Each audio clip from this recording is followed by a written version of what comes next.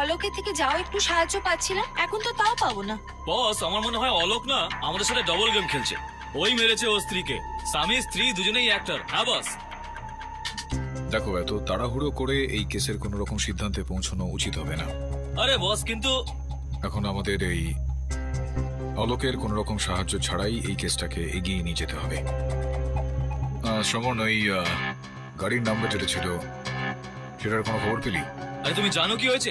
আমি গেলাম, আমি আরটিওর কাছে গিয়ে বললাম যে ভাই এই নাম্বারের ডিটেলটা আমার চাই, কিন্তু ও কি বললো, বলে নাম্বারটা পুরো ভুল, মিথ্যে বললো বস। তাহলে তো এই গাড়িটা শুধুমাত্র পুলিশই খুঁজতে পারবে। পুলিশ?